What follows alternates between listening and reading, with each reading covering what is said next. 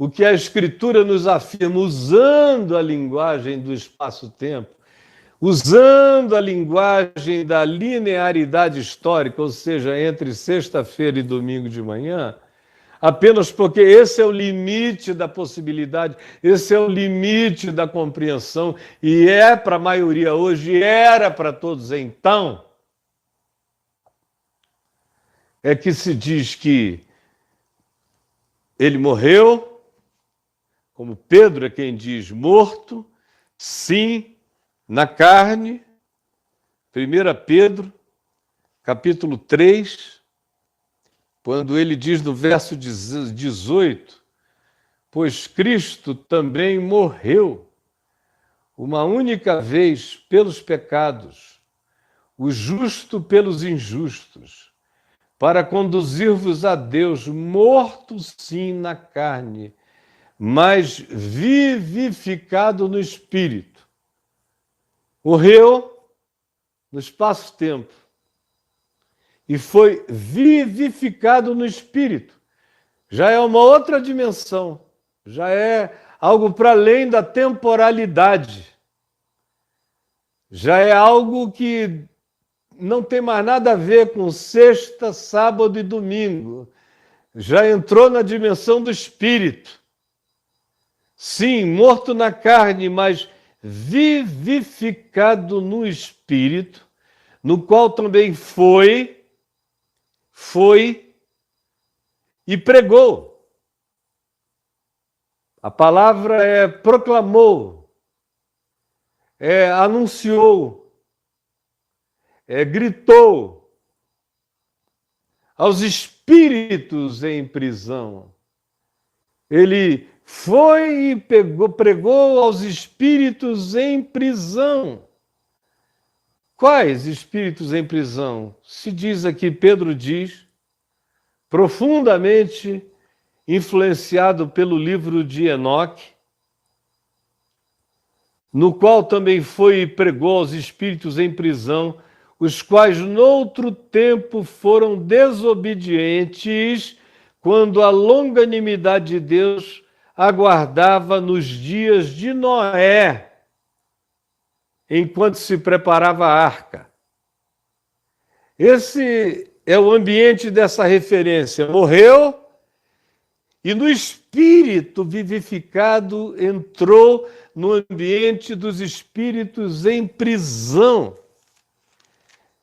Pedro, ele também que vem e nos diz e reafirma a dimensão de quem eram aqueles espíritos em prisão na sua segunda epístola, no capítulo 2, quando ele diz, ora, no verso 4, se Deus não poupou a anjos quando pecaram, antes precipitando-os no inferno, o texto grego diz no Tártaros, que era, segundo a cosmologia grega, o mundo dos mortos, o Hades, era feito de Elísios, que era o paraíso, e de Tártaros, que era o lugar da mais absoluta dor, um inferno. Então, usando a linguagem da mitologia e da cosmologia grega, Pedro diz, ora, se Deus não poupou a anjos quando pecaram, e ele está fazendo referência a Gênesis no capítulo 6, aqueles anjos, os Benai Elohim, que deixaram a sua própria dimensão e se miscigenaram com as filhas dos homens e geraram os Nefilim, aqueles gigantes da antiguidade que dominaram o mundo antigo. Ora, se Deus não poupou a esses anjos que pecaram, antes precipitando-os no Tártaros, os entregou a abismos de trevas, reservando-os para o juízo, e não poupou o mundo antigo, ou seja, a referência é a Noé, é aquele episódio de Gênesis 6, indubitavelmente, esse é o contexto, essa é a ambiência. Ele não poupou aquele mundo que se diz que toda a criatura nele se corrompeu, toda a natureza foi alterada, não só dos humanos, mas até na criação. Mas ele preservou a Noé, o pregador da justiça, e mais 7 pessoas, quando fez vir o dilúvio sobre o mundo. Aí cita as cidades de Sodoma e Gomorra e a salvação de Ló. E tudo isso ele faz recair sobre o fato de que havia esses seres em estado de colocação dentro de uma dimensão de juízo. E que é o que o livro de Enoque diz quando descreve os acontecimentos do dilúvio. Aí você chega aqui na epístola de Judas, que era irmão de Jesus, e vê Judas dizendo exatamente a mesma coisa. Cita a mesma coisa. Quero, pois, lembrar-vos, embora já estejais cientes de tudo, que o Senhor destruiu aqueles que foram desobedientes no Egito, e a anjos, os que não guardaram o seu estado original, mas atravessaram a sua fronteira dimensional, entraram no domicílio do espaço-tempo dos humanos. Ele os tem guardado em trevas, em algemas eternas para o juízo do grande dia. Aí volta de novo, cita Sodoma e Gomorra, prossegue. Aí fala de um acontecimento que não está registrado na Bíblia, que é a luta do arcanjo Miguel contra Satanás, a intervenção do Senhor. Aí vem e cita o livro de Enoque no verso 14. Quanto a estes foi que também profetizou Enoque. Ora, na Bíblia, o único lugar onde Enoque é mencionado é no livro de Gênesis, e não se diz que Enoque falou coisa alguma que tenha sido registrada, só que ele andou com Deus e Deus o tomou para si. Mas aqui, Judas parece saber coisas atribuídas a Enoque. Que coisas são essas? São aquelas que advieram de um livro produzido 300 anos antes, chamado, uma pseudoepígrafe chamado Livro de Enoque, que Pedro leu, que Paulo leu, que Judas leu, que teve profunda influência no Novo Testamento como um todo, e é isto que Judas, o irmão de Jesus e apóstolo, está fazendo referência. Como profetizou Enoque, o 7º depois de Adão, dizendo: eis que veio o Senhor entre as suas santas miríades. Eu já li o livro de Enoque muitas vezes, e é exatamente isso que está escrito lá no livro de Enoque, original. Eis que veio o Senhor entre as suas santas miríades para exercer juízo contra todos e para fazer convictos todos os ímpios, acerca de todas as obras ímpias que impiamente praticaram, e acerca de todas as palavras insolentes que ímpios pecadores proferiram contra ele. Citando o livro de Enoque. No contexto do livro de Enoque, isso tem a ver com a prisão dos Benai Elohim e tem a ver com a prisão dos Nefilim, quando morreram. E o livro de Enoque ainda vai mais além, dizendo que os Nefilim, quando morriam, como eles não eram nem humanos e nem eram anjos, seres de outra dimensão, eles eram seres de um estado intermediário, eles ficavam em torno como potestades do ar, em volta do planeta, agindo como espíritos malignos, obsessores, com aquela obsessão de serem dominadores deste mundo, com a obsessão de serem os controladores deste mundo. E tudo tem a ver numa lógica total com o que Paulo ensina, com o que Pedro ensina. É uma montagem muito simples. A do Gênesis, a do livro de Enoque, a continuidade dos apóstolos falando a respeito disso.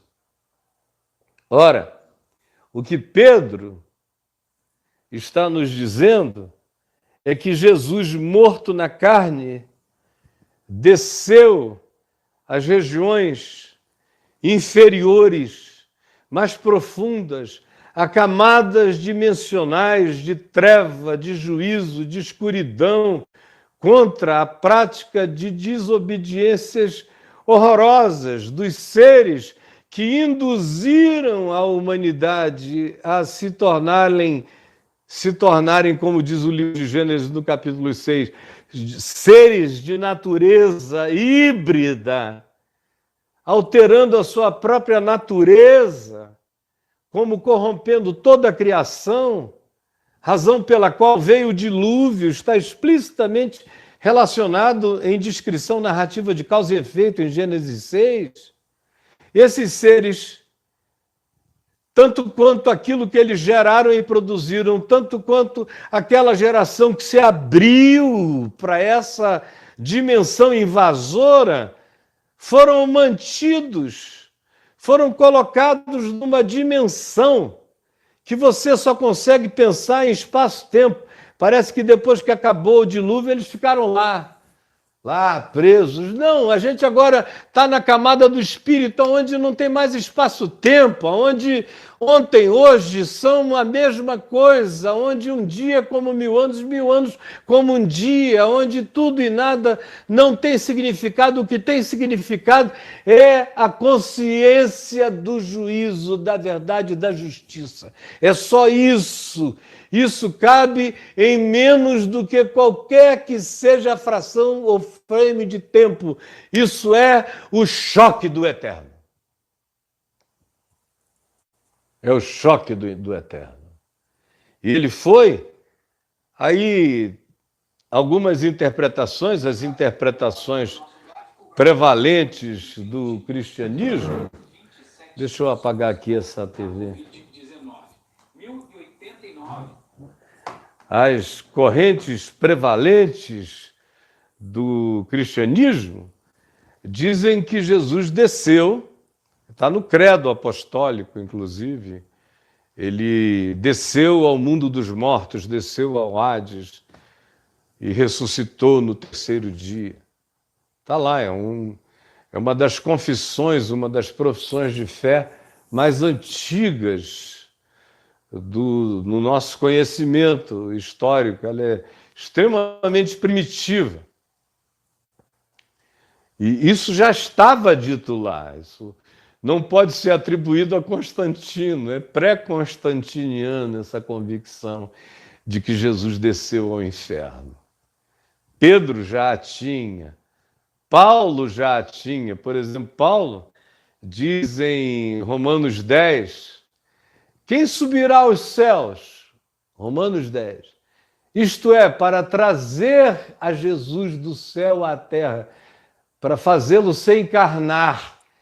A gente tem que ter alguma ação para forçar a encarnação. Quem foi aquele que forçou a encarnação de Deus? A resposta a essa pergunta retórica é ninguém. Aí ele diz: portanto, quem descerá até o inferno? Isto é, para trazer a Jesus do abismo. Qual é a resposta? Ninguém. Ninguém. Nenhuma mão, nenhum poder. Ele vai e ele vem. Ele, morto sim na carne, porém vivificado no espírito. Ele foi e pregou aos espíritos em prisão. E o que é que ele foi fazer lá? E eu dizia que a maior corrente de interpretação do cristianismo diz que ele foi lá dizer aos espíritos em prisão e aos seres que tinham sido desobedientes no tempo em que Noé construía a arca. Ele teria ido lá dizer: olha só, vocês viram? Eu é que sou vitorioso. Vim aqui para dizer a vocês que vocês tentaram me matar, mas amanhã eu vou ressuscitar. Vocês estão sabendo? Parece até alguns pregadores que a gente conhece por aí. Esse Jesus que teria ido ao inferno para dizer: olha aí, minha gente, eu vou mostrar para vocês o que é poder, eu vou ressuscitar amanhã, a vitória é minha. Para mim parece uma coisa absolutamente patética. Esse Jesus caprichoso, esse Jesus frágil de identidade, esse Jesus carente de autovalidação, esse Jesus que tem que ir no inferno e dizer bem feito, bem feito, bem feito. Não acreditaram, então, olha só, vão ficar aí. Esse Jesus absolutamente infantil, esse Jesus que parece um pré-adolescente, playboyzinho, filho de papai e de mamãe, esse Jesus horroroso que morreu na cruz e foi se gabar no inferno de que ia ressuscitar no dia seguinte. Ai, meu Deus, me salva disso. Na realidade, o que se diz é que Jesus, morto sim na carne, mas vivificado no espírito, foi e pregou, proclamou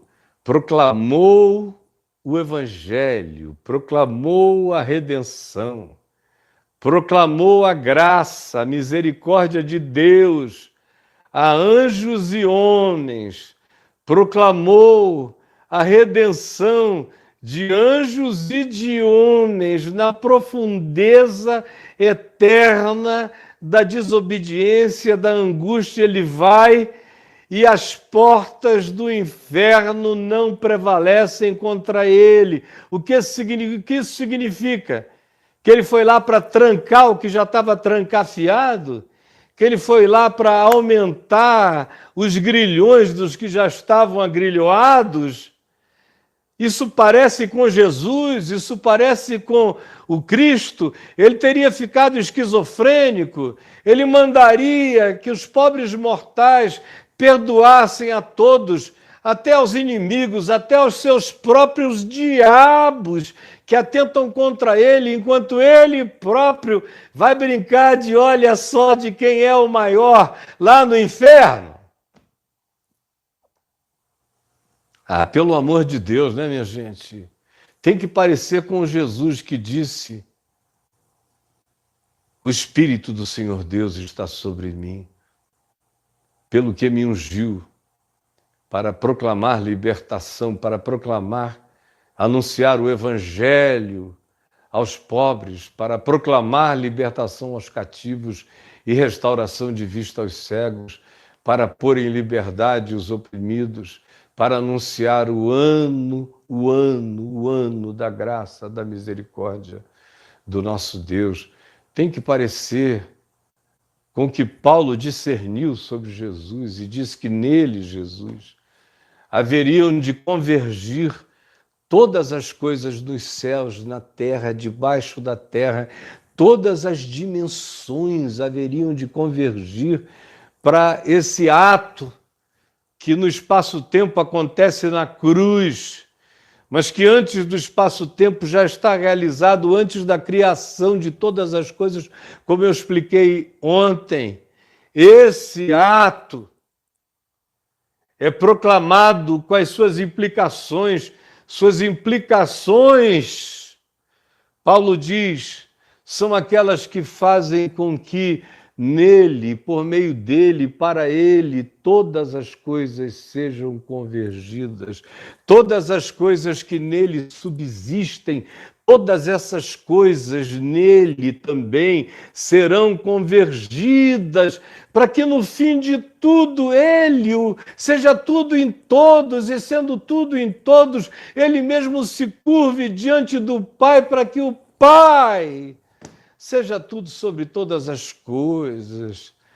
Essa visita ao inferno tem que ser coerente com Paulo em Romanos 8, que diz que nada poderá nos separar do amor de Deus que está em Cristo Jesus.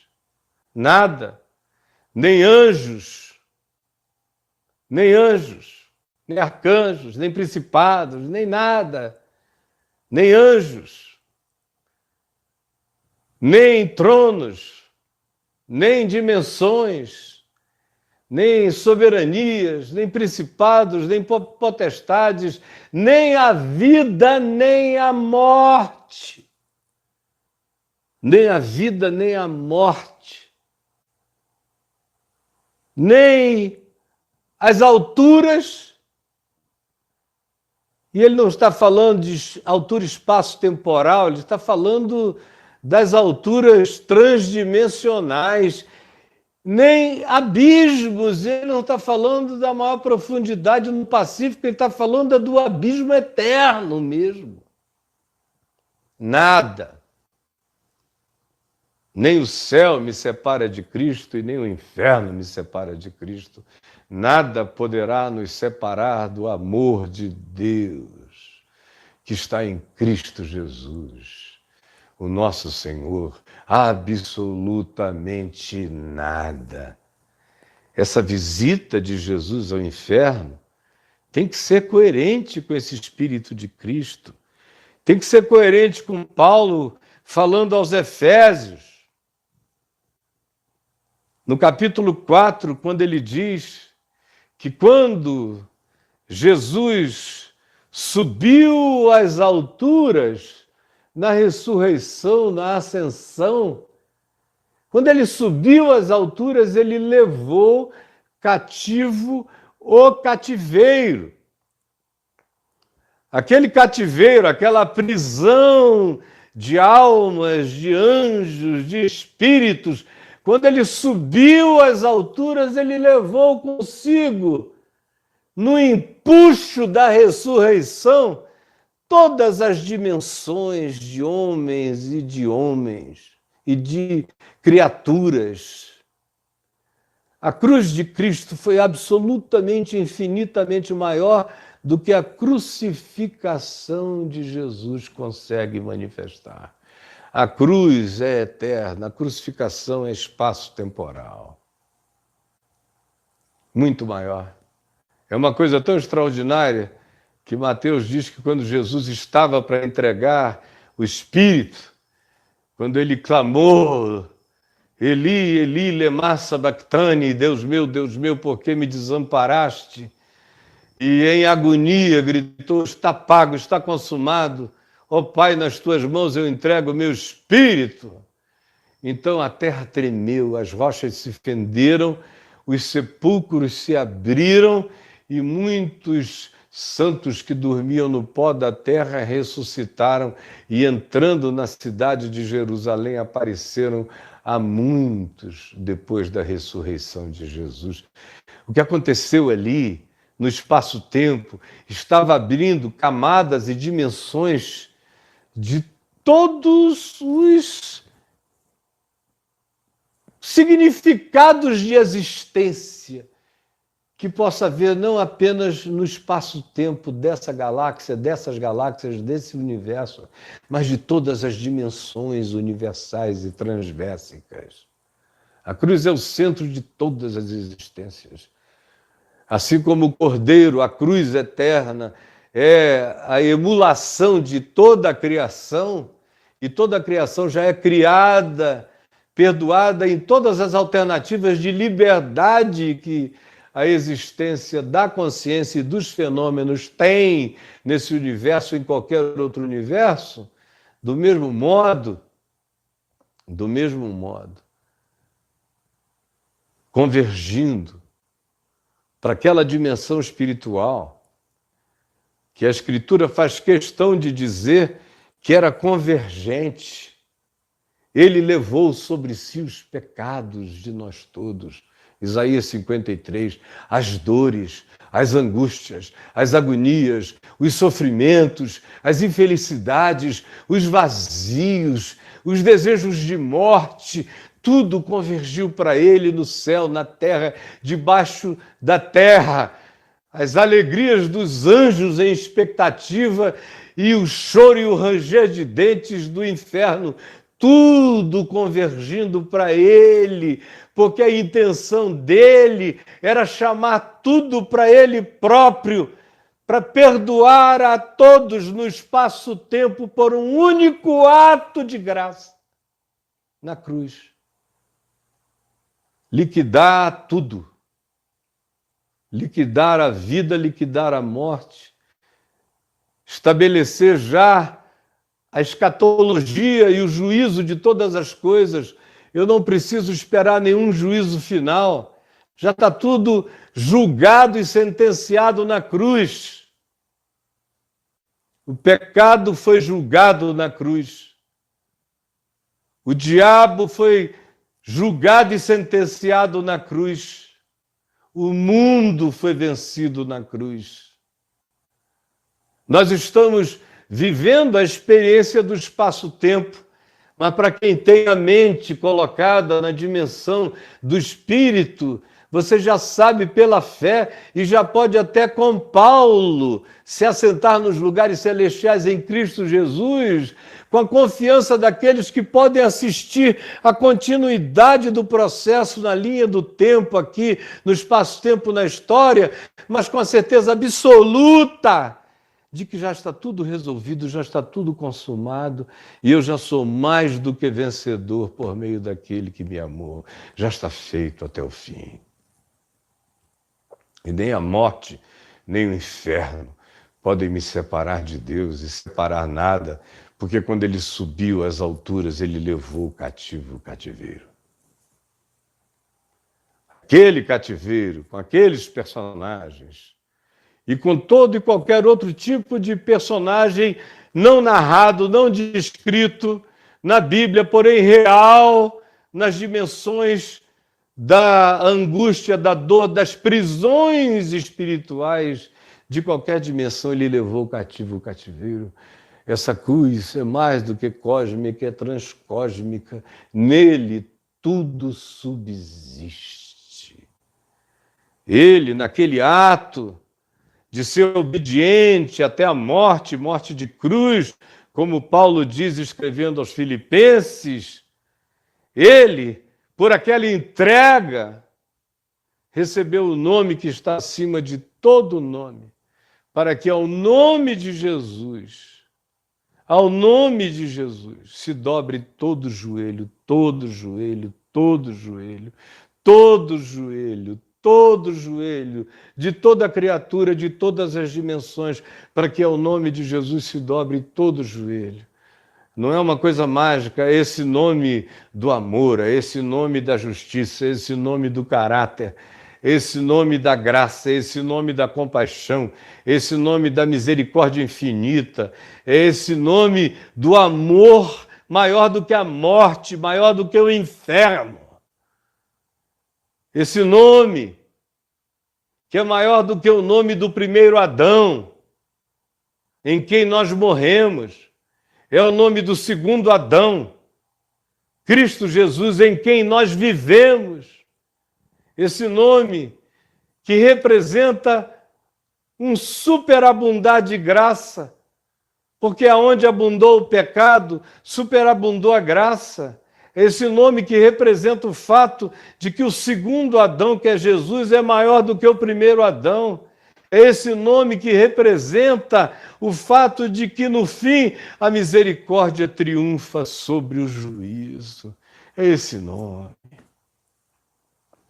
Para que ao nome de Jesus se dobre todo o joelho e toda língua, toda a capacidade de expressão em qualquer dimensão universal confesse que esse que, sendo Deus, não julgou como usurpação o ser igual a Deus, antes a si mesmo se humilhou e, tornando-se em semelhança de homem, reconhecido em figura humana, foi obediente até a morte e morte de cruz, pelo que também Deus o exaltou e lhe deu o nome que está acima de todo nome, para que ao nome de Jesus se dobre todo joelho, toda língua confesse, todas as realidades e todas as consciências, porque Deus será sempre tudo em todos.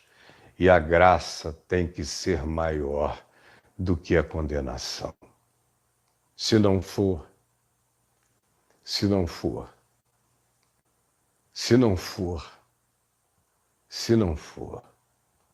a cruz foi menor do que o meu pecado.